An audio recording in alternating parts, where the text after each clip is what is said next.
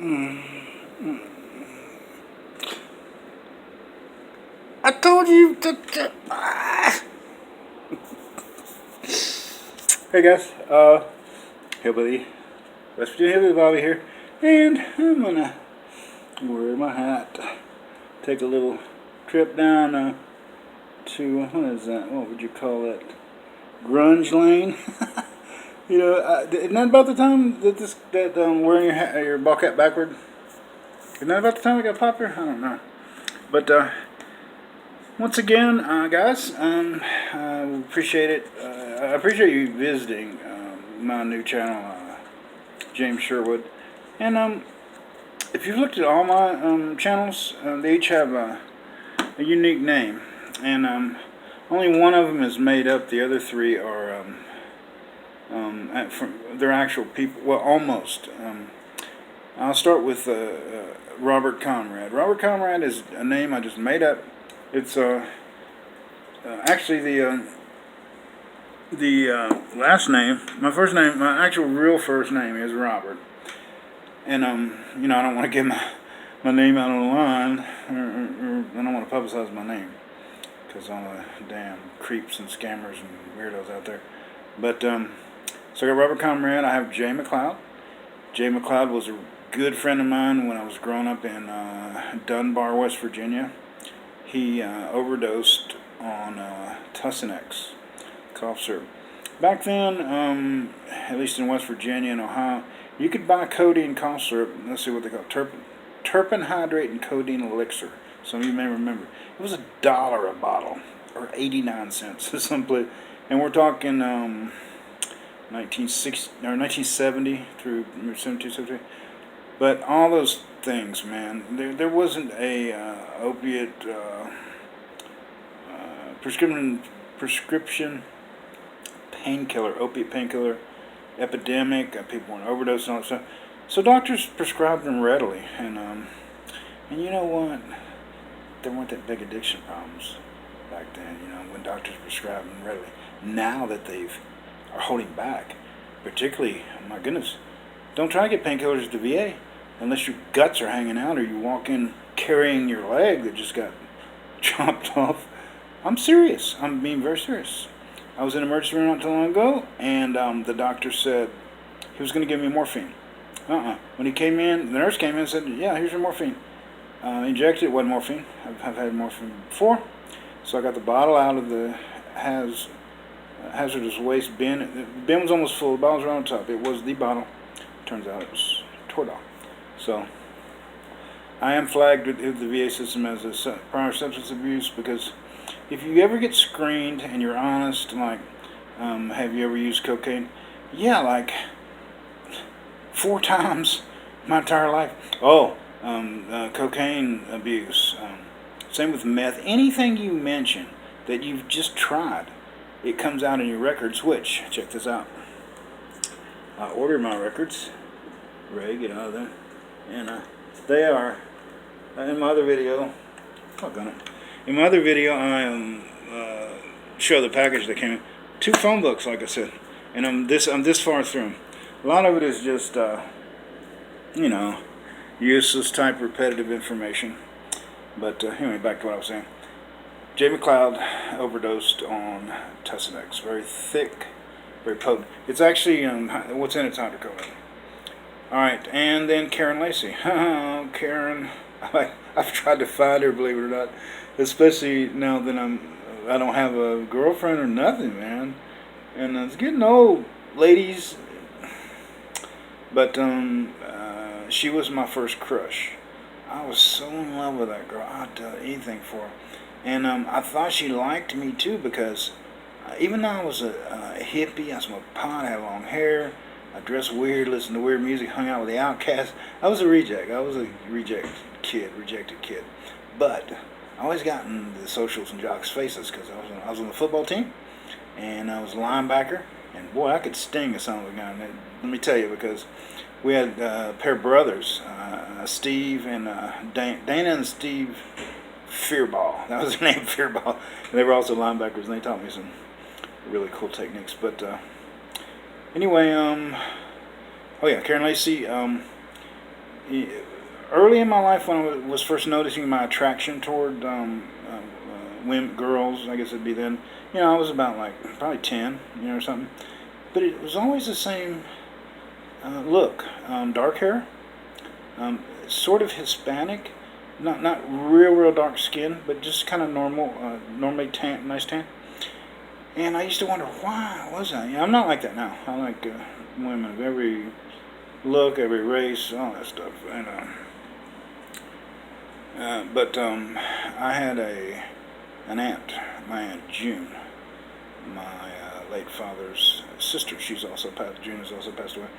But I remember we used to have family gatherings before our families went their separate ways, so everybody moved to different geographic, too far away to have the gatherings anymore. But the gatherings were held at my grandmother's house. Well, I remember going there. The men were not allowed in the kitchen. I'm serious. I came up in a very traditional setting, and nobody minded. The ladies liked getting in there. They were sisters, and their mom was there, and they cooked up a storm. But June. Let's see. I was about, like I said, 5, 6, and 7, under 10, and then her. She was in her 20s. She was next to youngest in a family of 11. I had 11 aunts and uncles, just my father's side. But we have Native American Indian in us in our bloodline, and Cree Indian. I'm about to look up and check. But she had that look, dark hair, but she was also real vivacious. I mean, she would take me. She would flirt. She knew it was embarrassing me to death. Because I, to be frank, I'm not near as shy as I used to be. In my early years, I was very shy and insecure, is what it was. Because I didn't have any training about relationships, sex, and that. But she would tease me. I love you, honey. She'd try to kiss me. I'd run and all that. But she had that look, and so did Karen Lacey. And what I was getting to earlier about my status in the school. I've told this before. I won the junior high spelling bee when I was only in 8th grade. I beat out the head cheerleader, Julie McKinney, with a very simple word, ingredients. But I also did real well on tests. Never took notes, didn't do homework. But Karen sat right next to me in the English class. And she would ask me, could she copy off my test? I'm like, yeah, sure. She made me so nervous. Whenever she talked to me, I could feel the heat go through my face. But that channel's named for her. And then the fourth one is James Sherwood, which is named for a band member, Frank Zappa's, when he had the Mothers of Invention. His full name, which, that's why I didn't mind using James Sherwood, because that's not his full name. His full name is Euclid James Motorhead Sherwood.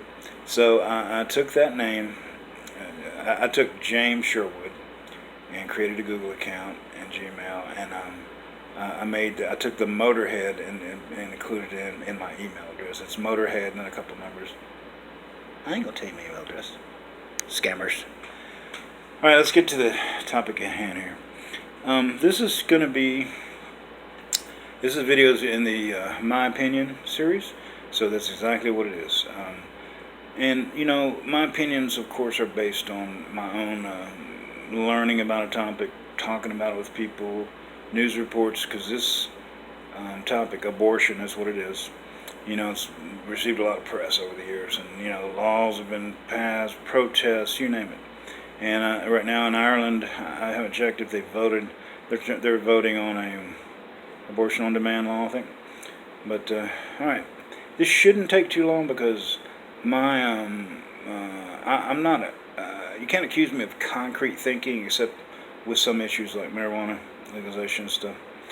But I get real close to it, and you'll see why I say real close in just a second. Abortion. All right. That is it's the removal of a developing fetus from a pregnant mother. My thinking on that is that the moment sperm enters the egg and cell division begins, that moment, life, human life begins.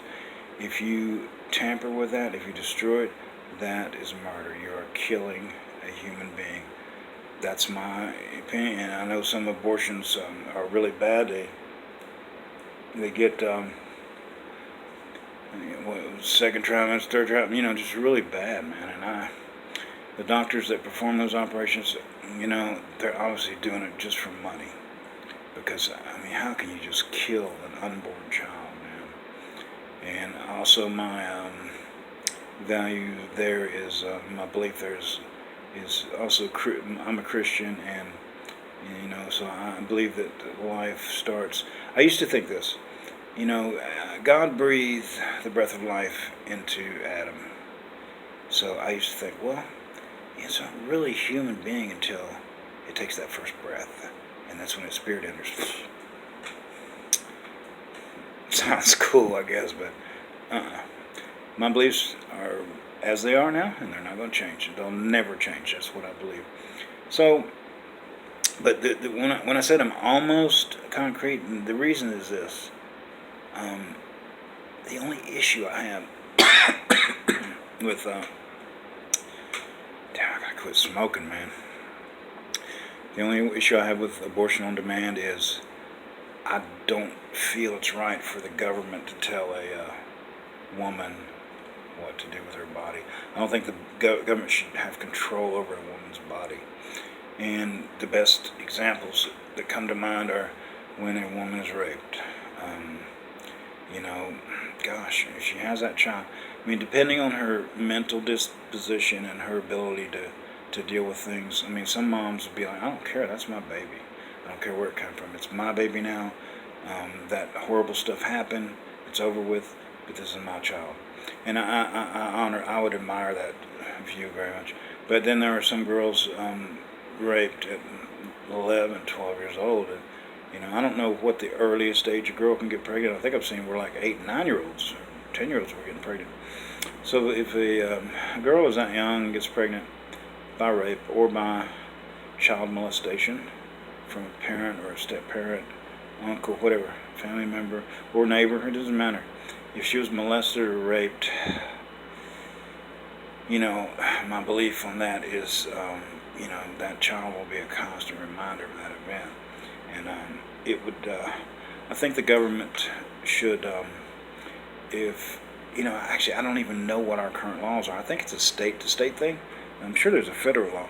But the federal guidelines ought to include counseling for the unwed mothers, victims of rape and molestations, because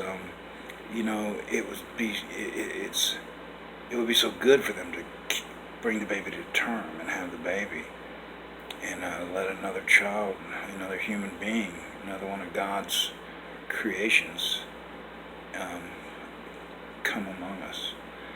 And because I don't know what the federal guidelines are, I apologize. Because this is like I say, this is in my opinion series videos. So, but that's it. That's my all my feelings on abortion. And let me jump over to another topic while I'm at it. I'm up to, oh shoot, I can't see that. I'm not even to 10 minutes yet.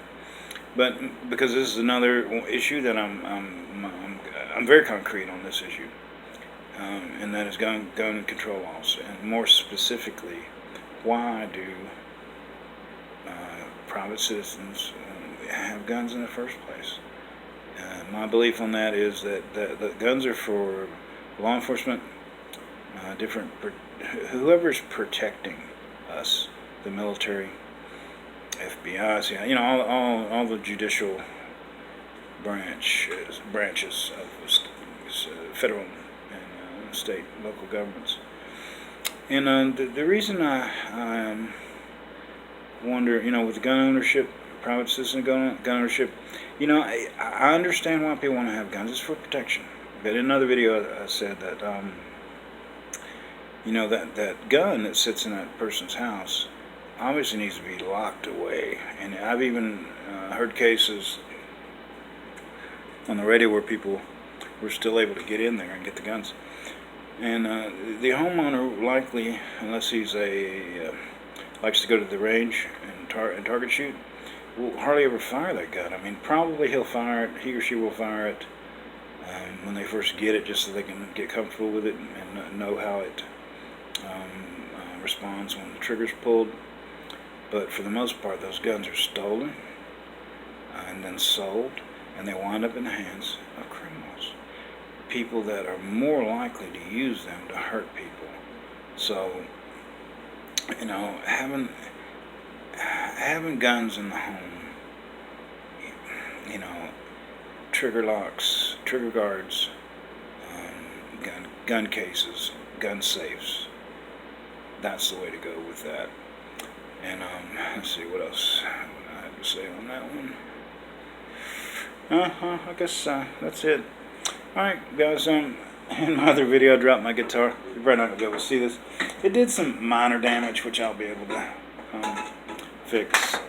You probably won't be able to see it. You may be able to. I never can aim this doggone camera right. Oh, there it is. Right on the very end, there's a black mark. There you can see it real good. The scuffs. Man, it was so funny. I was sharing that with my neighbor. Because my neighbors and my friends are out there, they're freaking out about what I'm doing. Because I take my video ideas list out there with me, and I start reading off the ideas. And they're like, wow, man, you're doing all the videos? And so I was telling about the video I did where my studio crashed. You know, this stuff came off the wall. And, you know, right when I'm doing the video, I say, it's a good thing this didn't fall on one of my guitars.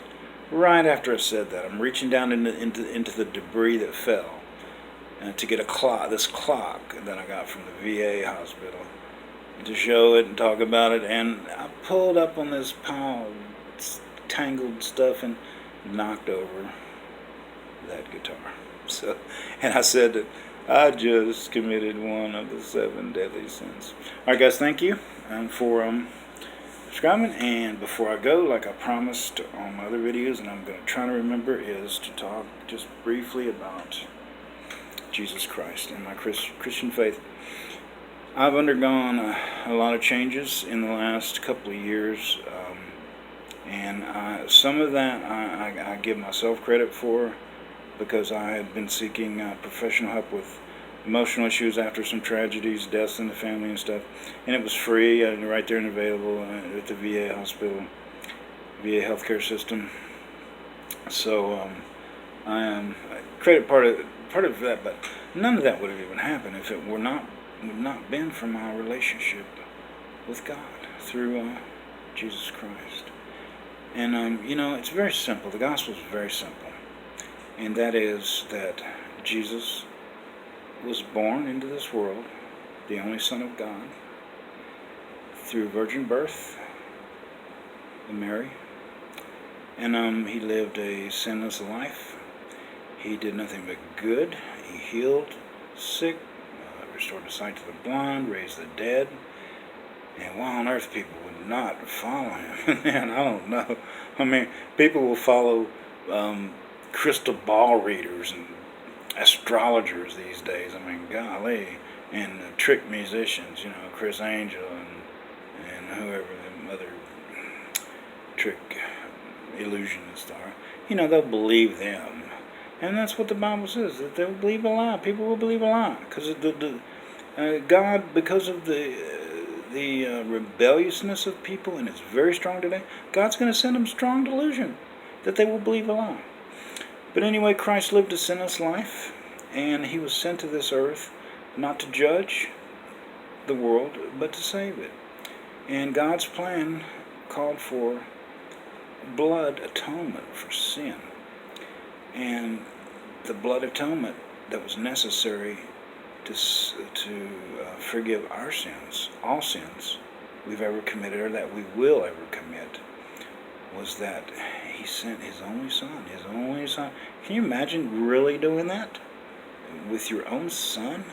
That you would allow your son to be beaten, humiliated, probably tortured, and just really treated horribly, and then hanging on a cross. But Jesus was willing to do that. Greater love has no man than that he laid down his life for his friends. And so Jesus shed his blood.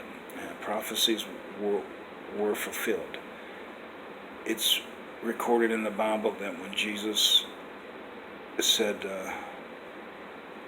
Allah, Lala, Sabachthani, something like that, Father, into your hands. Father, forgive them, for they know not what they do.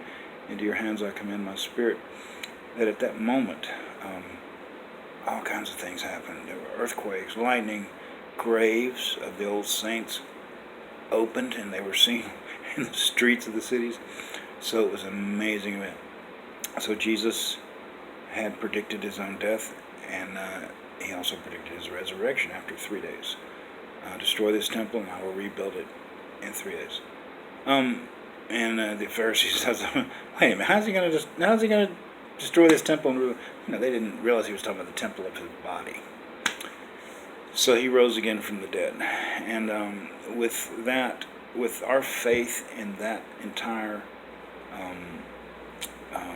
all the doings of Jesus is what saves us. Because if we believe with all our hearts and deep in our hearts that Jesus died for our sins, and that he rose again from the dead, we will be saved. That's all. That's the gospel in a nutshell. And one other thing before I go, Jesus said one time, I love this, because it's just so deeply meaningful. I hope I'm not misquote. I paraphrase when I should get Bible references and direct quotes, but he's something. Oh yeah, I know what it said. When Jesus said, "Love your neighbor as yourself," on this command hang all the law and the prophets. Think about that. Think about what he said. All the law, all of it, every teaching that the Israelites had received to that time, those hundreds, several thousand years, and all the prophets and prophecies, all of that hangs on that one thing: love your neighbor as yourself. Alright guys, thank you for joining me, and subscribe, man, subscribe. We're getting up there. We're about to climb over 900 views on my 4 channels. I looked at, because I like to earn some money doing this, and I looked at the compensation schedule, for YouTubers, and it gave the highest, and I don't remember their names. They had like really weird usernames.